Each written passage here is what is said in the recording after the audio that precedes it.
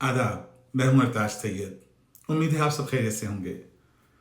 गाड़ी तो मर्द भी बहुत अच्छी नहीं चलाते, लेकिन किसी खातून की गाड़ी से अगर मर्द की गाड़ी टकरा जाए तो गलती हमेशा मर्द की ही होती है।